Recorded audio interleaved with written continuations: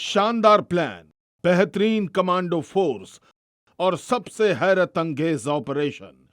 ये शब्द अमेरिकी राष्ट्रपति डोनाल्ड ट्रंप के हैं। वेनेजुएला के जिस राष्ट्रपति निकोलस मादुरो को वो ड्रग टेररिस्ट कहते थे, उसे वैसे ही कैप्चर किया गया जैसा ट्रंप चाहते थे।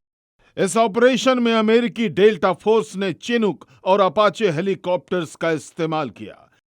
इनके साथ पूरी फोर्स ने महीने भर नॉर्थ कैरोलिना में प्रैक्टिस भी की। नॉर्थ कैरोलिना अमेरिकी डेल्टा फोर्स का बेस स्टेशन है। डेल्टा फोर्स अमेरिकी सेना की सबसे एडवांस आतंकवाद विरोधी यूनिट।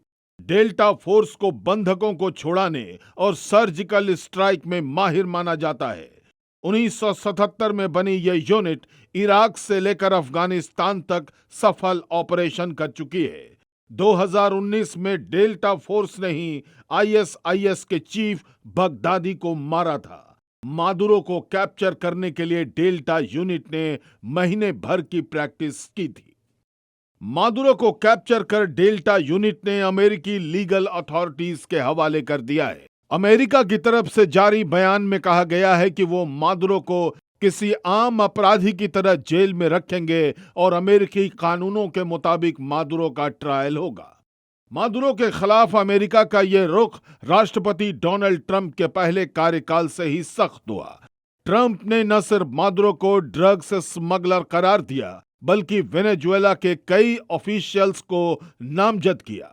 2018 में वेनेजुएला सीनियर अधिकारियों पर नार्को ट्रैफिकिंग, मनी लॉन्ड्रिंग के केस दर्ज किए। मार्च 2020 में मादुरो समेत कई अधिकारियों के खिलाफ अमेरिकी कोर्ट में चार्जशीट दाखिल की गई।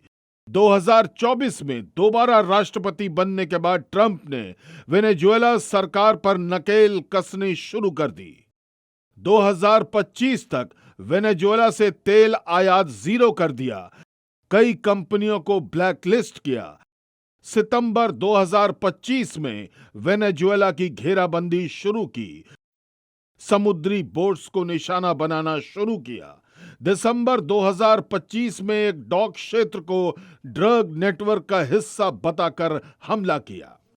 पिछले 3 महीने से वेनेजुएला की घेराबंदी कर ट्रंप ये बार बार अपील कर रहे थे, मादुरो को अपने गुनाह कबूल करने होंगे, वरना अमेरिकी सेना ऐसी कार्रवाई करेगी जो दुनिया में पहले कभी नहीं हुई। लेकिन कैप्चर किए जाने से पहले तक मादुरो का रुख वही था, हम किसी के आगे नहीं झुकेंगे।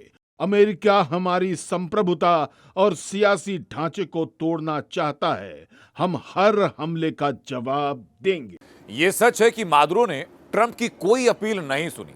ट्रंप का आरोप ये कि मादुरो की नीतियों की वजह से अमेरिका में अवैध प्रवासियों की संख्या और ड्रग ट्रैफिकिंग दोनों बढ़ी हैं। अमेरिका ने दस्तावेजों के आधार पर यह दावा किया कि वेनेजुएला कोकेन और फेंटानिल जैसी खतरनाक ड्रग्स तस्करी का जरिया बन चुका था। अमेरिका ने तो 2 तस्कर ग्रुप को आतंकी संगठन तक घोषित कर दिया था। इसके बावजूद मादुरो ने अमेरिका के किसी दस्तावेजी दावे को कबूल नहीं किया। तो आखिर ट्रंप से लोहा लेने का हौसला मादुरो को कौन दे रहा था और अब क्या कहा?